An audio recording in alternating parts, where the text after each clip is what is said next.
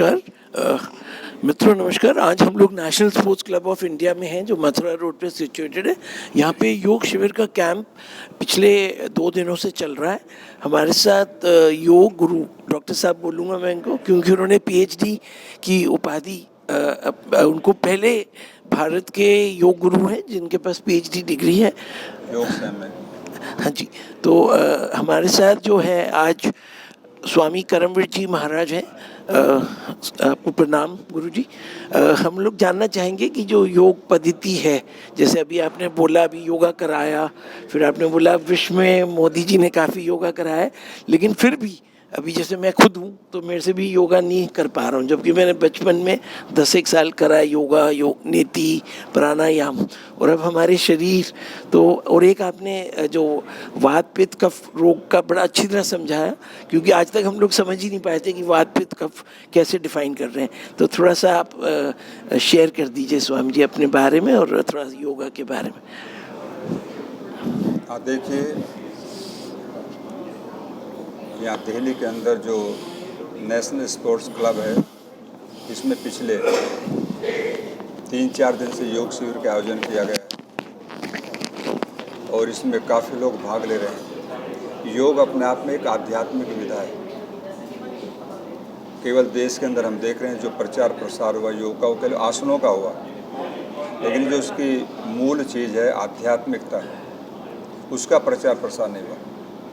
तो लोगों ने योग में बहुत इंटरेस्ट लिया, और क्योंकि सब व्यक्ति स्वस्थ होना चाहते हैं, कोई व्यक्ति ऐसा नहीं जो हेल्दी ना होना चाहता हो। तो हेल्दी होने के लिए योग सबसे आवश्यक है। इसमें शारीरिक और आध्यात्मिक दोनों तरह का हमको लाभ मिलता है। तो आज पूरा विश्व, अभी पिछले दिनों 21 जून गया तो पूरा विश्व योग में हो गया, और ये इसका श्रेय जाता है मोदी जी को, क्योंकि उन्होंने यूएन में इस प्रस्ताव को रखकर वो पास हुआ, तो पूरा वर्ल्ड योग को अपना रहा है। हर व्यक्ति को योग करना चाहिए। आज हम देख रहे हैं कि टेंशन तनाव में हर व्यक्ति जी रहा है, और उससे बीमारियों का प्रारंभ होता है, जैसे डायबिटीज़ है या हार्ट की प्रॉब्लम है, अनिद्रा है, कई प्रकार की बीमारियां हैं जो तनाव टेंशन से पैदा होती हैं, और उनका कोई इलाज नहीं है। हर व्यक्ति इनसे पीड़ित है। तो ऐसी अवस्था में योग करना बहुत ज़रूरी है, और बिना योग के व्यक्ति स्वस्थ नहीं रह सकता। हमारे शरीर के अंदर जो रोग आते हैं, तो हमारे वात पित्त कफ 3 चीज़ें हैं, क्योंकि मेरा थोड़ा आयुर्वेद से भी संबंध है। तो 80 प्रकार के वायु रोग हैं। जितने भी दर्दों की अवस्था है व्यक्ति को, सब वात रोगों के अंतर्गत आती है। 40 प्रकार के पित्त के रोग हैं। जितने भी पित्त से रिलेटेड बीमारियां सब उससे सब वहीं से प्रारंभ होती हैं, और 20 प्रकार के कफ के रोग हैं। तो इस प्रकार से 140 प्रकार से सीधे बीमारियां हमारे शरीर के अंदर आती हैं। तो योग क्या करता है, इन सब को दूर करता है। दूसरा ये कि हमारे ऋषियों ने एक ऐसी विधा दी है, prevention is better than cure. रोग नहीं आए ऐसा उपाय करो। तो योग केवल एक ऐसा उपाय है जो रोगों को आने से रोकता है, और आ गए हैं तो उनको दूर भी करता है। स्वस्थस्य स्वास्थ्य रक्षणम, आतुरस्य विकार प्रशमन से, उनका प्रशमन भी करता है, ऐसा हमारे ऋषियों ने कहा है। तो मैं चाहता हूँ कि योग अपने आप में एक हमारे लिए बहुत ज़रूरी है। हम शारीरिक आरोग्य पाने के लिए या आध्यात्मिक क्षेत्र में जाने के लिए योगाभ्यास जरूर करें, जिससे हम हेल्दी भी हों, और हम जिस लक्ष्य को पाने के लिए यहाँ पर आए थे, जन्म मरण का चक्र हमारा छूट जाए, उस दिशा में भी योग हमें ले जाता है। आपने स्वामी जी आज कुछ पत्तों की सब्जी के बारे में ज्ञान दिया। तो ज़्यादातर हम लोग अभी तक समझते रहे थे कि पालक खाना है, बथुआ खाना है सर्दी में, और इन चीज़ों से शायद आयरन आपने बताया कि डिफिशिएंसी, लेकिन आपने कहा कि इसके अंदर कुछ चीज़ है। वो एक बार दोबारा बता दीजिए कि क्या चीज़ है, और इसको क्या बिल्कुल नहीं खा सकते, या इसका सूप ले सकते हैं, या टोटली इसको छोड़ना होगा? देखिए, आज हम जो चीज़ें खा पी रहे हैं, हमें उनके बारे में बोध नहीं है कि हमें खाना चाहिए नहीं खाना चाहिए, किसके साथ में क्या नहीं खाना और कब खाना। अगर व्यक्ति अपने लाइफ स्टाइल को ठीक कर ले और खान पान को अच्छा बना ले, तो मैं समझता हूँ वो कभी बीमार होगा ही नहीं। जैसे आपने शाक की बात की, तो हमारे आयुर्वेद में ऋषियों ने बताया कि जो शाक है, मेथी, पालक, सरसों, चना, जो भी पत्ती वाला शाक है, उसका निषेध किया, और कहा कि इसको कभी नहीं खाना चाहिए, विशेषकर बुद्धिमान को तो नहीं खाना चाहिए कभी से। और फिर उसमें लॉजिक दिया क्यों नहीं खाना चाहिए। तो जितने भी शाक हैं, इनके अंदर एक कास्टोज नाम का पदार्थ है जो बहुत ज़्यादा अधिक मात्रा में पाया जाता है, और वो भोजन हम जो आहार लेते हैं वो भोजन हमारी आंतों में 4 से 5 घंटे ठहरना चाहिए। हमारी आंतें उससे ना रसों को अवशोषित करती हैं, एनर्जी जो हमें मिलती है। तो ये क्या करता है, जो पत्ती वाला शाक है, मेथी, पालक, सरसों या चने का शाक, ये हमारी जब हम खाते हैं उसको तो हमारी आंतों के आकुंचन की क्रिया को बढ़ा देता है और बढ़ा करके 1-1.5 घंटे के अंदर ही उसको मलाशय में भेज देता है। और वहाँ जाने के बाद में फिर आयुर्वेद मानता है कि वात पित्त कफ तीनों प्रकोपित हो गए हमारी, अब कोई बीमारी आ सकती है आपको। तो इसलिए आयुर्वेद में कहा कि शाक को खाना नहीं चाहिए। उसमें चाहे आप सूप बना के खाएँ या कुछ भी बनाएंगे वो तो पेट में जाएगा, वो अपना काम उतना ही करेगा। उसके अंदर पालक में जैसे आयरन है, बहुत अच्छी चीज़ है, लेकिन दोष अधिक हैं। अगर हम आयरन लेना चाहते हैं तो लोहे की कढ़ाई में सब्जी बनाओ और थोड़ा उसमें त्रिफला डाल दीजिए आप, तो और अधिक वहाँ से वो आयरन ले लेगा और हमारी बॉडी को आयरन की फुल मात्रा मिलेगी। तो हमें ज़रूरत नहीं फिर पालक खाने की या हम दूसरी चीज़ कुछ खाएँ। तो इसलिए ये सब शाक जो है इनका निषेध किया आयुर्वेद में। कभी साल में एक बार खा लिया अलग बात है, लेकिन रूटीन में आप खाएंगे तो आपको हानि करेगा। और दूसरा आपने स्वामी जी बताया लहसुन के बारे में, तो कुछ सात्विक भोजन होते हैं, कुछ तामसिक भोजन होते हैं। तो जैन, हम लोग जैसे जैन में हम लोग को बताया जाता है कि ये लहसुन और ये तामसिक पदार्थ में आता है। आपने कहा कि इसके अंदर 5 गुण हैं, जिसमें से अपने हरड़ का भी वर्णन किया, तो उसके बारे में थोड़ा सा। अब देखिए, लहसुन के बारे में समाज के अंदर बहुत ज़्यादा एक अवधारणा है कि ये तामसिक होता है, इसको नहीं खाना चाहिए, और उन्होंने पढ़ा कभी नहीं। जो कहते हैं ना उनको भी पता नहीं है, उन्होंने भी पढ़ा नहीं आयुर्वेद में, खाली सुनते आ रहे हैं ऊपर से। तो मैंने भी सुना था कि नहीं खाना चाहिए, तो मैंने भी छोड़ दिया। लेकिन जब आयुर्वेद को पढ़ा और उसमें देखा कि इसके अंदर तो बहुत गुण है, इच्छा से नहीं खाता अभी भी, कहीं किसी परिवार में पहुँच गए और उनमें सब्जी में पड़ा है तो खा लेते हैं, उसमें कोई बात नहीं ऐसे। तो इसमें क्या है कि लहसुन बहुत अच्छी चीज़ है। एक तो गैस्ट्रिक ट्रबल को दूर करता है, दूसरा कोलेस्ट्रॉल को ये नियमित करता है, दूर करता है, और 80 प्रकार के दर्दों को ठीक करता है। और सबसे ज़्यादा जो नेचुरल स्टेरॉइड है वो लहसुन के अंदर है, हल्दी के अंदर है, फिर शिलाजीत में, इन 3 पदार्थों में, और सर्वाधिक लहसुन में पाया गया, इसलिए वो लाभकारी है। तो इसलिए ये तामसिक है, इसको इसलिए नहीं खाना चाहिए। जैसे लोग चाय पीते हैं, तो मैं कहता हूँ चाय उससे भी ज़्यादा तामसिक है लहसुन से भी, और व्यक्ति दिन में 3-3 बार पी रहा है उसको। अगर तामसिकता की दृष्टि से छोड़ा जाए तो चाय को पहले छोड़ना चाहिए, लहसुन को बाद में छोड़ना चाहिए। तो इसमें इतना गुण होने के बाद हम जो आहार लेते हैं उसमें हमें 6 रस मिलते हैं, लेकिन लहसुन में अकेले में 5 रस हैं, और रस जो हमारी बॉडी को पोषित करते हैं, पोषण देते हैं, केवल एक रस इसमें नहीं है, और सारे रस इसके अंदर विद्यमान है। तो ऐसी अवस्था में अगर लहसुन को देखा जाए तो मैं कहता हूँ कि आयुर्वेद की दृष्टि इसको अमृत माना गया। इसके बारे में एक लोकोक्ति है कि जब राक्षसों का और इनका देवों का आपस में संग्राम हुआ, तो बोला उसमें एक कलश के अंदर रखा हुआ अमृत था, वो एक पकड़ लिया दैत्यों ने, एक पकड़ लिया जो है देवों ने, और पकड़ करके उसको ना उसमें खींचातान हो गया, मैं इसको मैलूंगा, इसको मैलूंगा, वो छलक करके जो जमीन पे गिरा, बोले वो लहसुन है। तो इसको अमृत रूप दिया गया आयुर्वेद में कि ये अमृत है। लेकिन कुछ लोग नहीं खाते, कोई बात नहीं, वो दूसरी चीज़ों से भी आप लाभ ले। जैसे आपका आंवला, उसके अंदर 5 रस हैं, छोटी हड्डी में 5 रस हैं। मैं एक बार मुंबई में था तो वहाँ योग शिविर चल रहा, मैंने इसके गुणों के बारे में बता दिया। एक व्यक्ति मेरे पास में आया, कहने लगा जी, कान में आके पीछे से बूढ़ा व्यक्ति था, बोले मैं आपको बहुत बड़ा डोनेशन देने वाला था लेकिन अब नहीं दूंगा। मैं क्यों? बोले आपने लहसुन खाने की जो बात कर दी। मैंने खाने की थोड़ा की है, मैंने तो इसके गुण बताए, आयुर्वेद क्या मानता है इसको। बोला नहीं मैं दूंगा नहीं। मैं कोई बात नहीं, मत देना, मैंने तो आपसे मांगा भी नहीं है। तो लोग इसके बारे में ज़्यादा कुछ सोचते हैं कि भाई इतना हानि कर देगा, ऐसा नहीं है। अगर किसी को हानि करता भी है तो उसके टुकड़े करके शाम को भिगो दो पानी में, और उस पानी को फेंक दो, दूसरे पानी से निकल जाओ उसको। स्वामी जी, एक सबसे ज़्यादा जो आजकल समाज में हम लोग हैं, आपने कहा जैसे चाय, तो हम लोग चाय ले रहे हैं, एक बार सेवन कर रहे हैं और चाय का नुकसान है, फिर कुछ लोग कह रहे हैं ब्लैक टी पी रहे हैं कि दूध नहीं ले रहे हैं। तो आजकल एक दूध का भी एक चला है कि दूध जो है वो गाय जो अपना बना रही है वो अपने बछड़े के लिए बना रही है, और इंसान उसको नहीं हजम कर पा रहा। तो दूध के बारे में क्या आप कहेंगे? आयुर्वेद में दूध नहीं, दूध देखो कंप्लीट आहार माना गया। दूध बच्चे का, गाय के बछड़े का आहार है, बात सही है आपकी। लेकिन वो एक गाय पहले होती थी जो 1.5-2 लीटर दूध दिया करती थी, तो बच्चा उसको इजीली पी सकता है। लेकिन आज गाय दूध दे रही है 10 लीटर, 15 लीटर, 20 लीटर। अगर बच्चा उसको छोड़ भी देंगे तो बच्चा उसको पी के बीमार हो जाएगा, उसके दस्त लग जाएंगे, मर सकता है। तो उससे हम कुछ दूध ले सकते हैं। दूध के लिए आयुर्वेद ने बहुत अच्छा कहा कि दूध पीना चाहिए, लेकिन वो दूध होना चाहिए और हमारी भारतीय नस्ल का होना चाहिए। जो आज अमेरिकन गाय का हम दूध पी रहे हैं, वो दूध उसको आयुर्वेद उसको दूध नहीं मानता।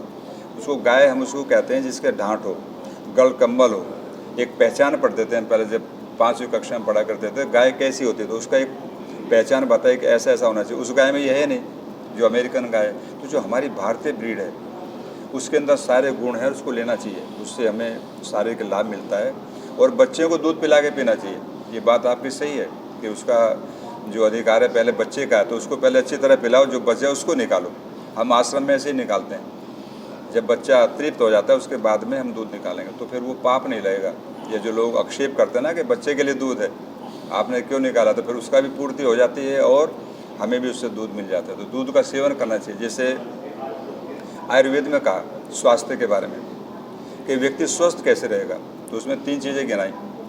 निशांते से पीवेत वारी, जब रात्रि जा रही हो सुबह तो ब्रह्म मुहूर्त में क्या जल पीना चाहिए। निशांते से पीवेत वारी, दिनांते से पीवेत दुग्धम, और जब रात्रि प्रारंभ हो रही है तो उस समय दूध का सेवन करना चाहिए। और फिर कहा भोजनांते पीवेत तक्रम, वैद्य से किम प्रयोजनम, कि भोजन के बाद में दोपहर को तक्र छाछ का प्रयोग करो। बोला उस परिवार में वैद्य की आवश्यकता नहीं है, फिर आएगा नहीं, हर आदमी स्वस्थ रहेगा। तो इसलिए दूध और छाछ इसको बहुत अच्छा माना गया, और वो दूध होना चाहिए। फिर सिंथेटिक नहीं जो आज मार्केट में मिल रहा है वो दूध नहीं है, उसको हम दूध नहीं मानते, वो हानि करता है। तो दूध हो तो उसको पीना चाहिए, और छाछ भी बना के पीना चाहिए। हमारे लिए बहुत छाछ ज़्यादा फायदा कर रही ज़्यादा है। उपयोगी छाछ को माना गया। छाछ हो जिसका मक्खन निकाल लिया गया है। हाँ जी। और एक चीज़ मैं और बताना चाहूँगा, जो बहनें दही बनाती हैं, तो कुछ बहनें थोड़ा सोचते हैं कि दही खट्टी हो जाती है, तो इसमें सुबह दही को जमाएंगे, उबाल करके ना दूध को सुबह जमाते हैं, दोपहर को खाते हैं। तो आयुर्वेद उसको जहर मानता है, कहता है वो दही नहीं है, वो तो आपके वात पित्त कफ तीनों को बिगाड़ देगी और आपको बीमार करेगी। तो जो ऐसी बहनें हैं जो इस तरह से सुबह दही जमाती हैं, दोपहर को खाते हैं, वो अच्छी नहीं, उसको वात पित्त कफ को बिगाड़ने वाला है और रोग ही दही माना गया उसको। शाम को उबाल करके जो जमाते हैं वही दही है। रात के जमाएंगे और सुबह खाएंगे, प्रयोग करेंगे उसका। और वैसे दही को बहुत अच्छा नहीं माना गया आयुर्वेद में। ये पिछिल होती है, जो स्रोतस है ना, जो छोटी छोटी स्नायु हैं, उनको अवरुद्ध कर देती है। छाछ को अच्छा माना गया, दही को उतना अच्छा नहीं माना गया। और एक आखिर में स्वामी जी, जो हम लोग सुबह उठ के ज़्यादातर तो ब्रेकफास्ट शुरू करते हैं, तो कुछ कहना है कुछ लोगों का कि मॉर्निंग में आप पपीता लें, फल लें, और भोजन 2 ही बार करें। जैसे 11 बजे अगर आप भोजन कर रहे हैं तो एक क्या सही मायने में किस तरह से भोजन आदमी अपनी फूड हैबिट्स बनाए। देखिए, एक समय था जब व्यक्ति भूख से मरते थे, और एक आज समय है जब व्यक्ति ज़्यादा खा के मर रहा है। तो आज हम ओवर ईटिंग कर रहे हैं, इतना आहार ले रहे हैं कि हम 2 दिन का 1 दिन में खा जाते हैं।